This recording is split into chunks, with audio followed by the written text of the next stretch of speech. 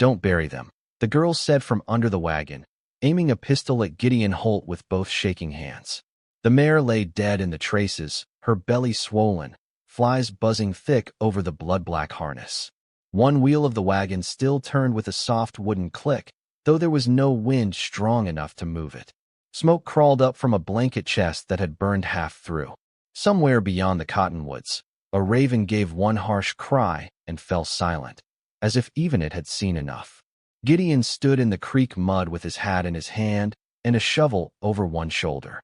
He had followed the smoke because nothing good ever rose alone on that stretch of land.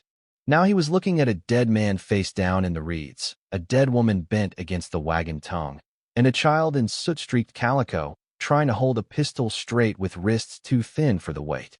"I ain't here to harm you," he said. That's what one of them said. Her voice was raw, scraped hollow by dust and fear, but there was iron under it. Gideon lowered the shovel. He noticed what the men who had done this had missed. The child had dragged herself beneath the axle not to hide, but to guard a weather-dark satchel pressed against her ribs. It was strapped to her with a belt cut from a bridle. He moved slowly, boots sinking in wet silt.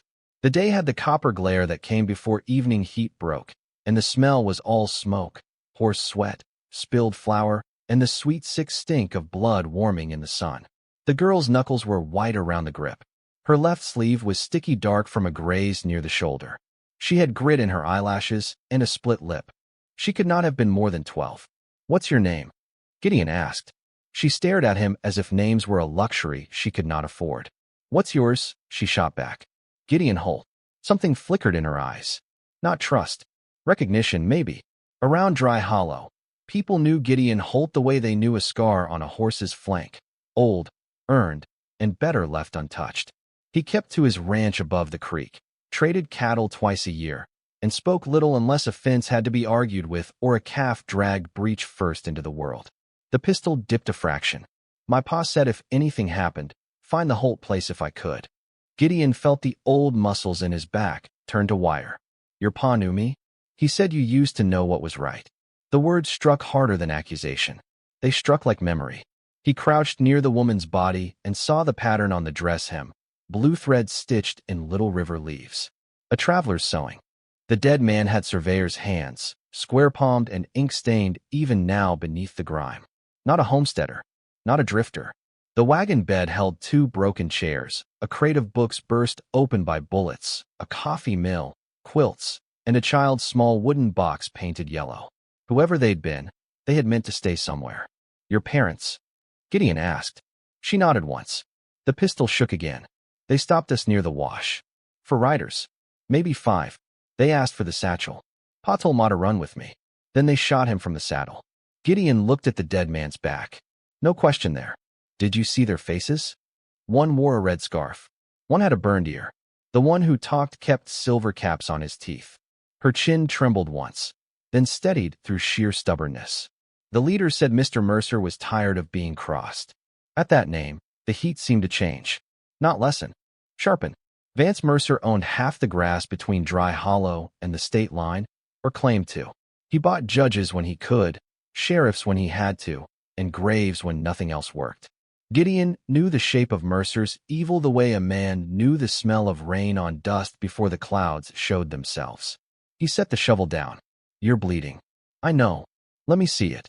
She hesitated, then pushed the satchel harder against her chest. "You touch this first, I'll shoot." "You won't." "Try me." And there it was, not childish fear, but a choice. A small creature ringed by ruined choosing, with what little power she had left, to stay dangerous. Gideon stripped off his neckerchief, poured water from his canteen, and held both out on open palms. "You can clean it yourself, then." She watched him, reading for lies the way grown men did across poker tables. Finally she took the water, never putting the pistol down. She hissed when she washed the wound. Gideon turned his head and scanned the horizon. Nothing yet but distance. Mesquite, hardpan, the washed-out ribs of the hills. Still, trouble had a way of circling back before the dirt settled. "Can they track you?" he asked. "They'll try. Then we bury your folks fast." Her face broke at that. Not into sobs. Into stillness, which was worse. For a long moment, she looked at the dead woman by the wagon tongue, then at the dead man in the reeds, then out toward the empty wash where the riders had vanished. When she spoke, her voice was barely more than breath. I have no one left. Gideon had heard plenty of lonely words in his life. Men drunk on Christmas, widows at fresh graves, boys dying far from home. But those 6 words, coming from a child who smelled of smoke and river mud and grief, opened something in him he had spent 10 years trying to nail shut. He did not think before he answered. Now you have me. The girl blinked hard, as if the sentence itself hurt. Then she lowered the pistol. By sunset, the graves were cut beneath a stand of cottonwoods where the creek bent west. Gideon said no prayer out loud. He had forgotten how to make peace with God a long time ago. The girl, Nell Quinn, she finally told him, laid her mother's thimble on the mound, then took it back and tied it to the satchel strap with a shred of blue thread. A keepsake too precious to bury. He lifted her onto his bay gelding and tied the dead mare's traces off the road so wolves would have something besides human sorrow. The wagon he could not save. Too visible. Too ruined. He set the remaining bedding alight and watched the flames eat the splintered boards clean. Smoke rolled up black against the bruised sky. Nell did not look away once. They reached his ranch after dark. The house sat low under the ridge, one lamp in the kitchen window, barn to the east, corrals below. Dry weeds hissed against the porch steps. A windmill turned with that old iron complaint he had heard every night since burying his wife and son on the hill behind the house. Nell saw the 2 graves first. He could tell by the way she sat straighter. Who are they, she asked. My family. She did not say sorry. Children who had seen death fresh did not waste words on what could not be mended. Inside, he sat her at the table, lit another lamp, and cut away the sleeve around the wound. She did not cry out when he cleaned it with whiskey. The kitchen smelled of coffee grounds, saddle leather, and rain trying to decide whether it meant to fall. He heated beans, sliced cold biscuits, and set both before her. She ate like someone afraid the food might change its mind. Only after the bowl was empty did he nod toward the satchel. What was worth killing your parents for? She laid a hand over it. Pa said if he died, I was to give it only to a decent man or a federal judge. Those are scarce. He said you used to be both, in your own fashion. Gideon almost laughed, but there was no humor in him. Before he could answer, the horses in the corral blew hard through their noses. Then came the sound, faint, deliberate, unmistakable. Hoofbeats. Not one rider. Several. Nell's hand flew to the pistol. Gideon rose, lamp glow sliding over the rifle on its pegs by the door. A second later something struck the porch post with a sharp metallic crack. He opened the door just enough to see it buried in the wood, a rifle round wrapped in paper. He peeled the note free and read it by lamplight. Bring the girl to Mercer's line shack before dawn, or we burn what you've got left. He looked up toward the dark ridge, where 4 mounted shapes waited against the starless sky like pieces of night that had learned to breathe. Nell read the note upside down from across the table. Her face tightened, but she did not look surprised. Fear had already taught her the rhythm of men like Mercer. First the killing, then the bargain, then the promise that more could be taken. Gideon folded the paper once and set it beside the lamp. The flame made the rifle oil on the table shine like a black creek. Outside, the riders stayed where they were, knowing they had delivered the only message that mattered. His horses stamped and shifted. The windmill groaned. Somewhere far off, thunder rolled beyond the hills, too faint yet to cool the air. You can give me up, Nell said. He looked at her. She sat straight despite exhaustion, one hand pressed to her bandaged shoulder, the other near the pistol. Soot still shadowed her jaw. She had buried her parents before sundown, ridden to a stranger's place after dark, and now offered herself the way grown men offered collateral in a card game. Gideon hated the steadiness of it. You saying that because you want to go, he asked, or because you think it saves me trouble? It saves your ranch. My ranch has seen worse. Has it? The question landed too close to truth. Gideon turned from her, took the rifle from the pegs, and checked the chamber by touch. His old collie, Ash, scratched once at the kitchen door, sensing the strain that had soaked the house. Gideon let the dog in. Ash crossed to Nell, sniffed her boot, then laid down by her chair as if some judgment had been made. You should sleep, Gideon said. I won't. Neither will I. He barred the door, killed one lamp, and led her to the small back room where his son had once slept. The moonlight through the curtain touched the iron bed frame, the washstand, the shelf where a single carved wooden horse still stood with one ear broken off. Gideon had not moved it in 10 years. He had not let anyone else move it either. Nell noticed. Was that your boy's? Yes. She reached toward it, stopped, and lowered her hand. Did he like horses? He thought every creature with 4 legs deserved a better rider than the one it got. A small ghost of a smile touched her mouth. It vanished quickly. Lie down, Gideon said. If they come close, I'll wake you. He returned to the kitchen and sat with the rifle across his knees until first light silvered the windows. The riders were gone by then, but their absence felt more dangerous than their presence had. Men like Mercer did not ask twice unless they had already made other arrangements. At dawn, Gideon saddled 2 horses and rode with Nell into Dry Hollow. He did not take the main road until the last mile. The town rose out of dust and pale sun like a handful of tired lies. Boardwalk, feed store, saloon, church, smithy, sheriff's office. A flag above the mercantile moved in weak jerks. Men paused at hitch rails to watch Gideon come in with a soot-marked child and a rifle visible across his saddle. Suspicion spread fast in small towns. Faster than fire. Sheriff Amos Cole stepped from his office, buttoning his vest, a broad man with a good hat and a better talent for pretending honesty. He saw Nell, saw her bandage, saw Gideon, and his eyes narrowed with calculations rather than concern. "Mornin', Holt," he said. "Heard shots out by Miller Wash yesterday. That your business?" "It is now," Gideon replied. Cole's gaze shifted to Nell. "Who's the girl?" "Nell Quinn." At the name, something moved behind the sheriff's expression and was gone. Travelers, dead ones. The boardwalk seemed to quiet around them.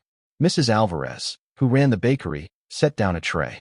Blacksmith Jonah Pike, not kin to Vance, though the town whispered often enough, paused with his hammer lifted. Even Reverend Sloan, halfway up the church steps, turned to listen. Cole cleared his throat. "You best come inside." In the office, the air smelled of paper, sweat, and old tobacco. Cole shut the door, but not gently. "Tell me." Gideon told him enough. "Burned wagon. Dead parents. Riders. Mercer's name." He did not mention the note until last. The sheriff read it with a face made careful by effort. "That proves nothing," Cole said. "It proves someone wants the child. Mercer has enemies.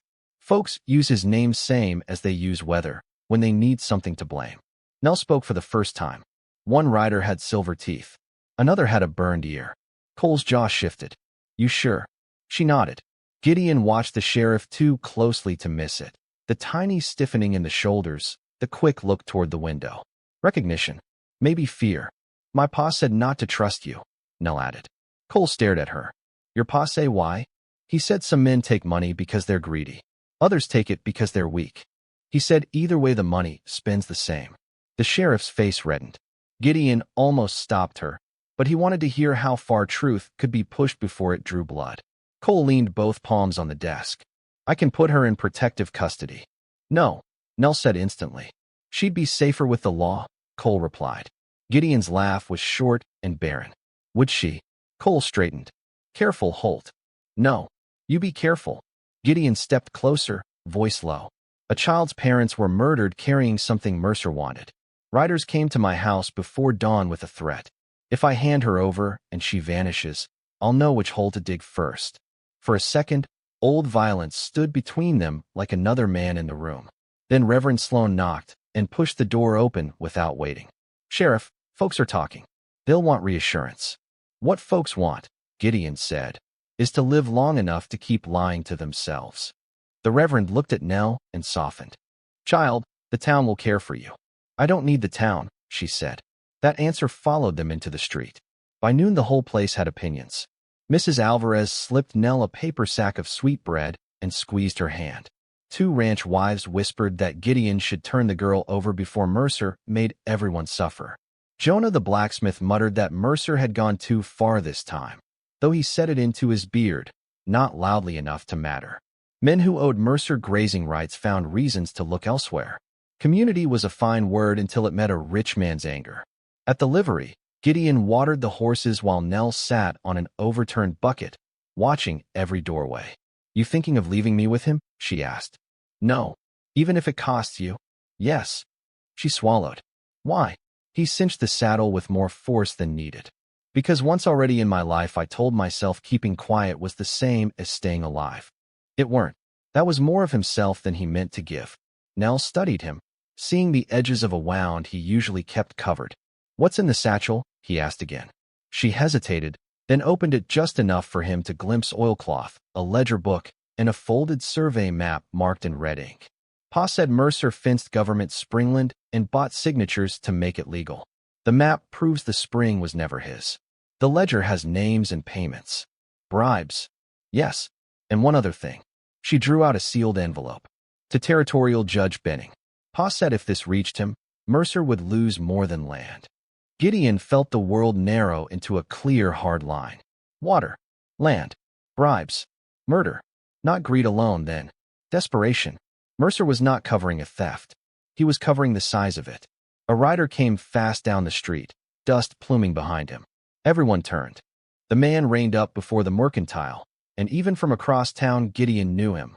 Wade Kester, Mercer's foreman, red scarf at his throat, smile mean as a split wire. He dismounted slow, enjoying the way people cleared space. Then he raised his voice so all could hear. "Mr. Mercer says Gideon Holt has until sundown," Kester called. "Deliver the girl and any papers she carries. Otherwise Mercer claims Holt's north pasture for dead and rides his stock straight through town as lawful seizure." A murmur ran across the boardwalk. Mercer's reach had just become everyone's spectacle.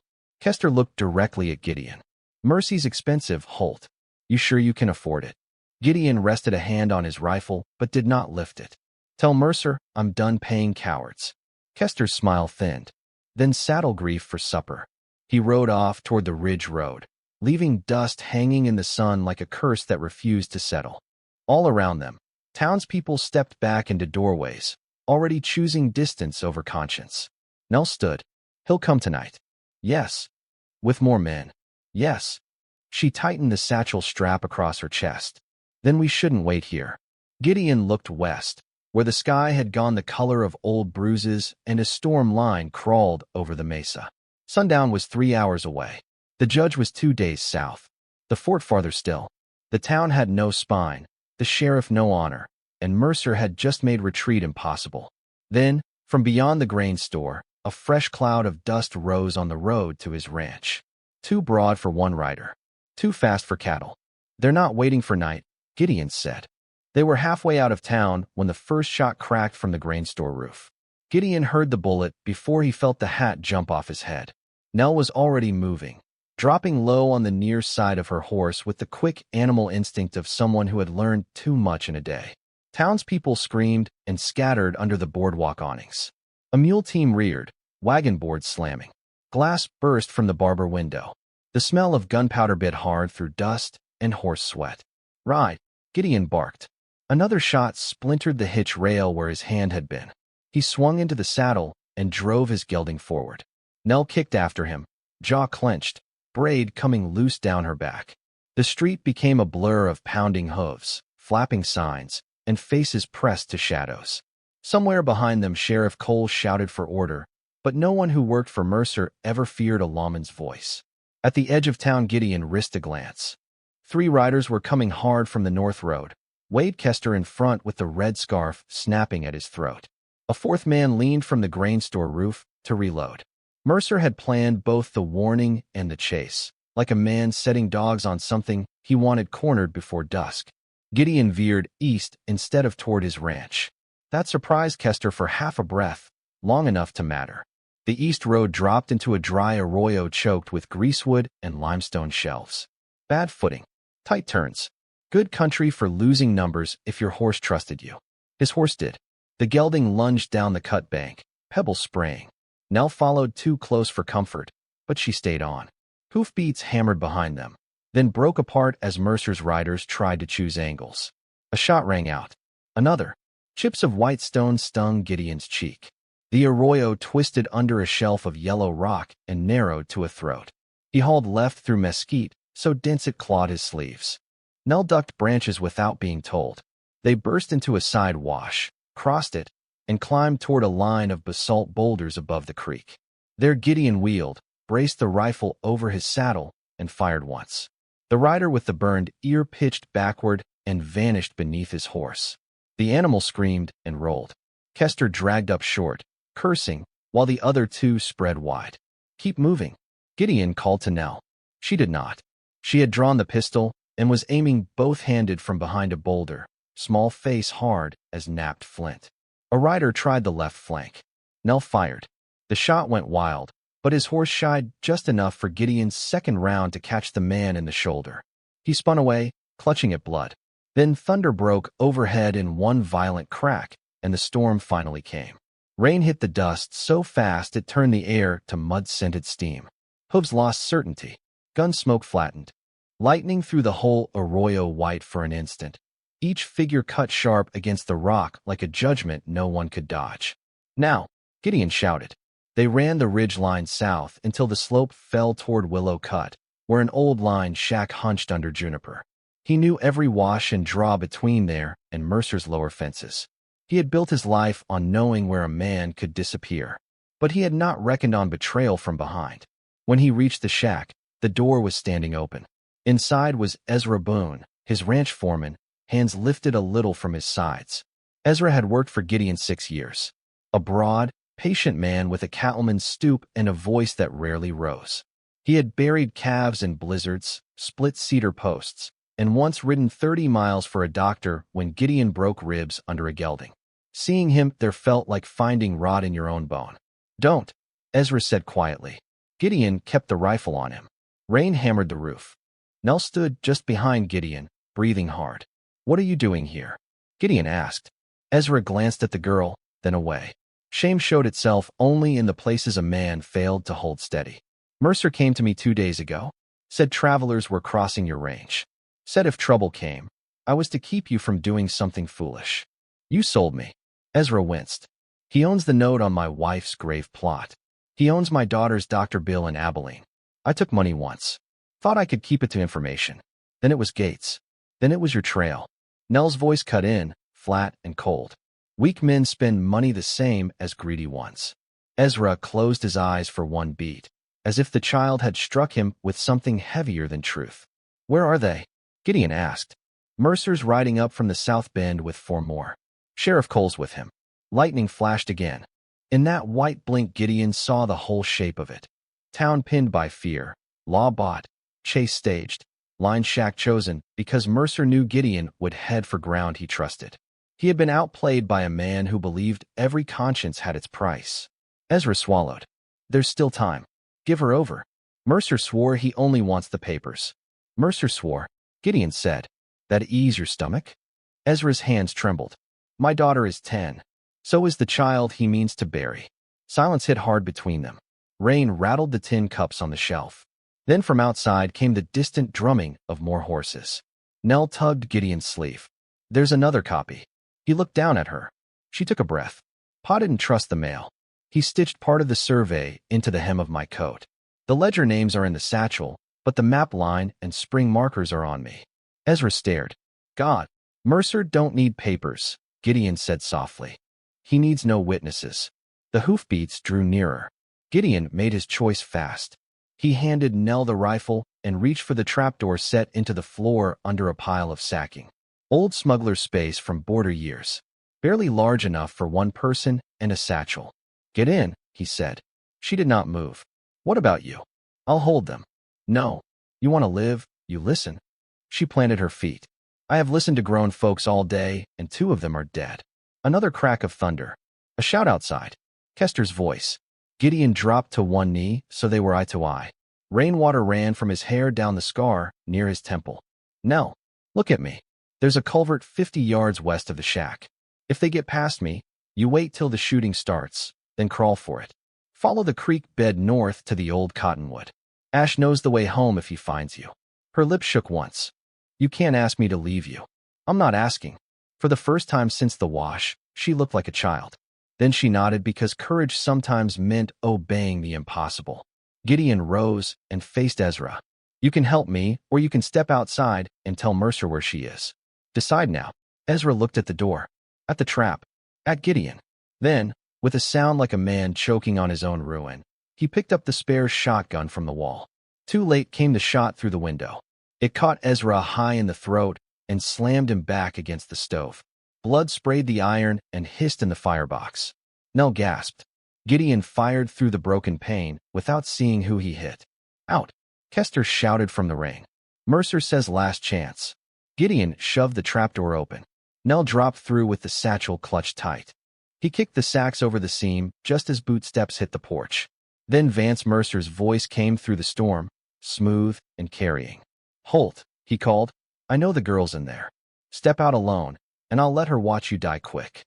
Mercer's men poured lead into the shack for the next 30 seconds, and 30 seconds was long enough for a life to split in two.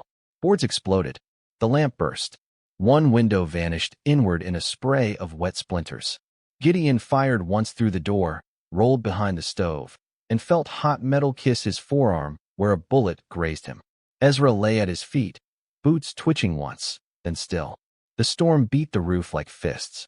Outside, horses screamed and circled in the mud. Then, in the dark between volleys, Gideon heard it, the faint scrape under the floor. Not panic. Movement. Nell had not frozen. She was crawling toward the back crawl space the smugglers had used before Gideon ever bought the line. Smart child. Brave child. Alive.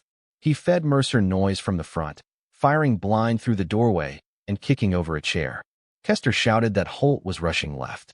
Another man cursed. That bought the girl seconds. Gideon used them all, then threw the stove lid aside. Coals burst across the floorboards. Smoke rose mean and sudden. Fire, someone yelled outside. He went through the rear wall with his shoulder, rotten planks giving way under momentum and pain. Rain slapped him full in the face.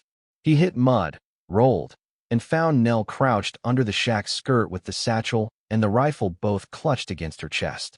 This time he did not argue. He grabbed her hand and ran bent low through juniper and runoff while the shack behind them flared orange from spilled coals and muzzle flashes. Mercer's men were still swarming the front when Gideon and Nell reached the wash. By the time the first riders spotted them, thunder had covered the sound of their escape. They climbed into the high country by midnight. The storm passed east, leaving the world raw and rinsed. Wet cedar smell filled the dark. Frogs had begun to sing in hidden water pockets. Gideon led the horses single file along a game trail toward an abandoned sheep camp under Black Rock Mesa. Blood from his arm had pasted his sleeve to his skin. Nell limped now, though she tried to hide it.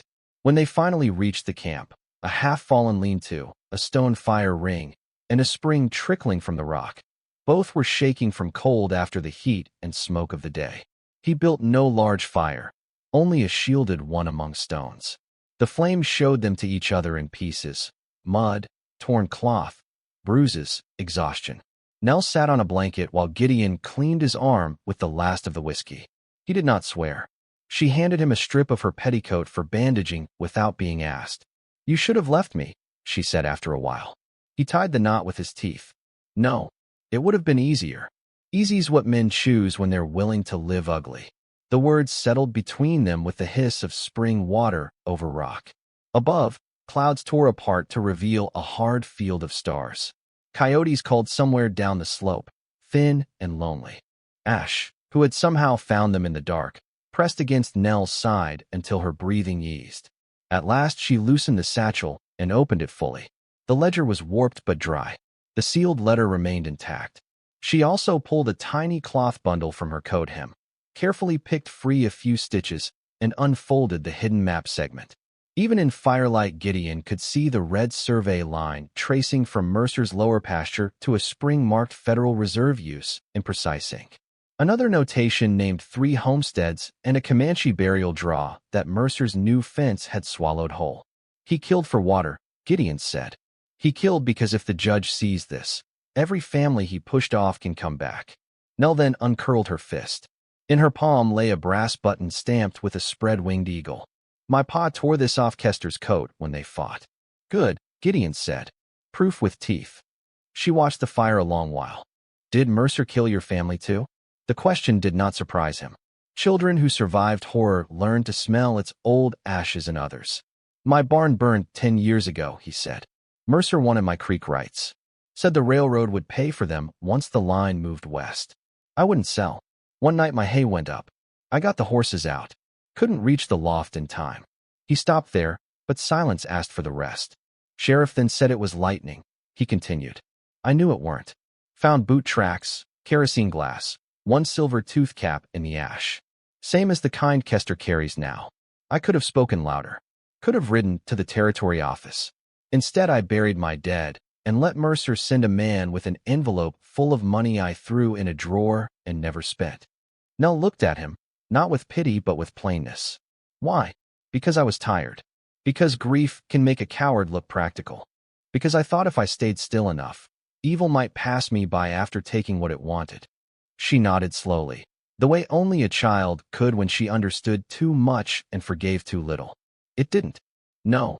For a while there was only the pop of sap in the fire and the rustle of Ash dreaming in his sleep. Then Nell reached into the yellow box she had carried from the wagon without his noticing. From it she took a small tin photograph, edges bent from heat. A man and woman sat stiff in their Sunday clothes, and between them stood Nell, younger, missing 2 front teeth, one hand on a dog bigger than herself. My ma said pictures lie because they only keep the good day, she murmured. But I'm glad this one lied. Gideon took the picture carefully and handed her the carved wooden horse from his coat pocket. He had snatched it from the boys' room when the riders came. My son Ben made this for a foal that never learned to mind a fence. Nell traced the broken ear. It's ugly.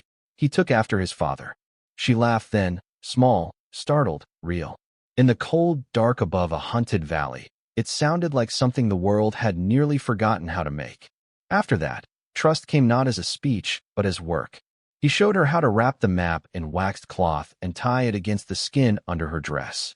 She showed him that the ledger's last page held not just names but amounts and dates matching church donations, land filings, and sheriff's equipment fees. Mercer had paid half the town to help him steal the spring and the other half to stay blind. Judge Benning won't be here for days, Gideon said. Nell looked up. But everyone will be at the dedication tomorrow. He frowned. Mercer had planned a public ceremony at the fenced spring, a grand gesture to celebrate improvements and new grazing rights. Preacher, sheriff, merchants, ranchers, all the people he thought owned. He'll want to prove he won, she said. Men like him always do. Gideon stared into the fire until the plan took shape. Dangerous. Thin. The kind that required courage from people who had already spent too much of it. At dawn he packed the ledger, the button, the letter, and the hidden map. Nell tied her mother's thimble back to the satchel strap. Before they mounted, she looked at him across the pale light washing over black rock. If we don't make it, she said, thank you for not trading me. He settled his hat, jaw tight. If we do make it, you stop talking like the day's already decided. She stepped closer and held out the tin photograph. Keep this till we're done. He took it. A fragile square. A whole lost world in one cold piece of metal. Then they rode down toward Mercer's spring while morning opened over the ridges in bands of gold, beautiful enough to break the heart and dangerous enough to deserve it. Mercer had turned stolen water into a celebration. By mid-morning, the fenced spring below Cedar Bluff was crowded with townsfolk, ranch hands, wagons, and tethered horses stamping in the new heat. Fresh bunting hung crooked from cedar posts. A table had been set with lemonade, whiskey, and a white cloth already stained by dust. Reverend Sloane stood near the gate with a Bible tucked beneath one arm, trying to look like a man whose conscience had arrived before his appetite. Sheriff Cole wore his badge bright and polished. Wade Kester prowled the fence line with a rifle across his forearms and silver flashing from his teeth whenever he grinned. At the center of it all stood Vance Mercer in a black coat too fine for the weather, one hand resting on the top rail, as if he had raised the spring from the earth himself. He looked the way certain men always looked when the world had mistaken fear for respect, composed, amused, and already planning where to place the next boot. Gideon and Nell came in from the north slope at a walk, not hiding. The change in the crowd moved like a wind through grass. Heads turned. Conversation died. Mercer's smile faded by a hair's breadth. Kester straightened. Sheriff Cole touched the butt of his revolver, then saw too many eyes on him and let his hand drift away. Mercer stepped forward. Well now, I was beginning to think grief had made you sensible, Holt. Gideon dismounted slowly. His arm burned. His ribs ached from the night's fall. None of it mattered. He helped Nell down beside him, and she stood with the satchel at her side and the spine of a much older soul in her shoulders. "You killed her parents," Gideon said, voice carrying without effort in the still air. "You burned my line shack.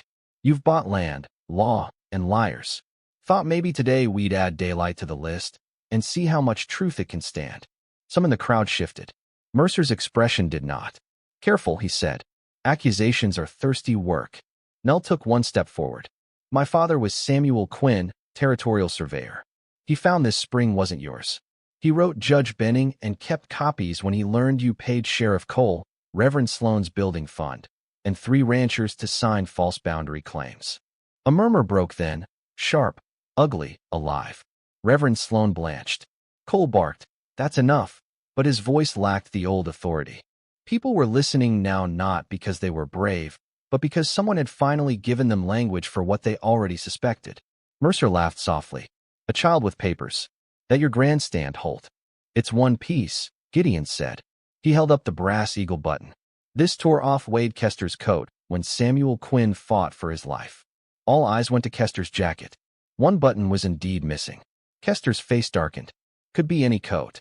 Nell opened the satchel, withdrew the ledger, and raised it high enough for the nearest men to see the columns of names and figures. "This says otherwise." Mercer moved then, fast as a snake striking through dry grass. Not toward Gideon, toward Nell. He caught her by the arm and yanked her against him, revolver appearing at her temple so quickly several women cried out. The ledger dropped in the dust. Kester kicked it backward through the fence. "You should have ridden away when I let you," Mercer said into the hush. "Now everybody gets to watch why children ought not meddle in men's affairs." Gideon's hand settled on his own gun, but did not draw. That was the moment his whole life narrowed into one moral line. 10 years earlier, he had chosen survival dressed up as silence. Today he could choose rage dressed up as justice. If he fired now and missed, Nell died. If he held, maybe Mercer talked himself into a mistake. Mercy was not obedience, but neither was vengeance wisdom. "Let her go," Gideon said. Mercer smiled, pressing the barrel tighter. Or you proved to every soul here you needed to hide behind a child because you never had the courage to stand in your own sins." The words landed. You could feel it in the crowd. Shame changed shape when spoken aloud. It stopped being private and started looking for a body to wear. Mercer's eyes flicked to the people around him, the ranchers he had paid, the wives who feared him, the sheriff who had always counted on confusion. For the first time all morning, his control thinned. That was when Reverend Sloane stepped forward. His face was gray as old paper. "Vance," he said, voice unsteady, "let the girl go." Mercer stared at him. "You too." "I took your money for the church roof," the Reverend said, louder now. "Told myself a dry sanctuary still served God. It served fear. That's all." Cole snapped, "Stand back, Reverend." But Mrs. Alvarez had already moved to Gideon's side. Then Jonah the blacksmith. Then 2 farmers Mercer had cheated on feed weights last winter. Not heroes, just people discovering, all at once, how many of them there were when they stopped standing alone. Mercer felt it. Men like him always did. His pistol shifted a fraction as he looked from face to face. Nell drove her heel down on his instep and slammed her elbow back into his ribs. He cursed and jerked sideways. Gideon drew. Mercer fired first. The shot tore past Gideon's shoulder and shattered the spring gate chain. Water burst wider through the opening, bright and sudden. Gideon's return shot hit Mercer low in the side. Not a kill shot, a stopping shot. The cattle baron staggered, one hand clamping blood, the other still scrabbling for control. Kester raised his rifle from the fence. Ezra's daughter, little Ruth Boone, who had come with Mrs. Alvarez after hearing her father was dead, screamed, "Behind you!" Gideon turned and fired from the hip. Kester spun backward into the trough, silver teeth flashing once before muddy water closed over his face. Sheriff Cole froze with his revolver half drawn, weighing every exit. He saw the crowd, saw Jonah's hammer in one fist, 3 ranchers with rifles now leveled his way. Mrs. Alvarez holding a shotgun she had fetched from somewhere only God knew. Most of all, he saw that Mercer, bleeding into the dust, could no longer buy the ending. Cole slowly set his gun down. Mercer fell to one knee beside the spring he had stolen. Water ran through the broken gate and over his polished boot, turning the dust beneath him into dark red mud. He looked at Gideon with hatred stripped clean of dignity. "You think this forgives you?" Mercer rasped. Gideon walked to Nell first and put a hand on her shoulder, checking with his eyes before anything else. She was trembling, but standing. Then he faced Mercer. "No," Gideon said. "It just ends you." That was the truth of it. Not absolution. Not magic. Endings came cleaner than forgiveness most days. The next hours moved like weather after a long drought. Sudden, disbelieving, real. Cole was bound with his own cuffs. Reverend Sloane retrieved the ledger from the dust with hands that shook so badly he nearly dropped it twice. Jonah and 2 others dragged Kester from the trough, dead and heavy as wet grain. Mrs. Alvarez held Nell so tight the girl finally allowed herself to cry. Not like a child breaking, but like one who had reached the far bank and could at last feel the river she'd crossed. When Territorial Judge Benning arrived 3 days later, he found sworn statements waiting, the survey map unhidden, the letter delivered, and enough witnesses to salt every lie Mercer had planted in Dry Hollow. The fenced spring was restored to public claim. Families returned to parcels they thought were lost. Reverend Sloane resigned his pulpit for a season and spent that time helping rebuild cabins on land his silence had helped steal. Sheriff Cole stood trial in Abilene. Mercer died in custody before winter, not by bullet, but from the wound and the long rot of a life spent mistaking power for permanence. Gideon buried Ezra Boone beside Ezra's wife, paid the doctor bill Mercer had used as a leash, and carved a cedar marker with his own hands. He kept Ruth close until kin from Wichita came for her, and when they did, she left with a jar of raspberry preserves from Mrs. Alvarez and tears on Gideon's coat. Nell stayed. No speech marked the moment. No papers first. She simply began leaving her boots by the kitchen door and setting an extra plate without asking. She fed Ash, mended tack badly and then better, and once painted the old boys' room window trim blue because, as she put it, grief had had enough wall space. Gideon pretended to object for nearly a week. Years later, travelers passing the Holt place would notice 2 things before anything else. The cottonwoods down by the creek grown thick over 3 quiet graves, and the ranch gate with fresh black paint and 2 names carved into the cedar crossbeam. Ben Holt on one side, Nell Quinn Holt on the other. Sometimes, near sundown, they would see a broad-shouldered man and a girl no longer small riding the fence line together, the dog racing ahead, the light turning the pasture copper. He spoke more then than he once had. She laughed easier.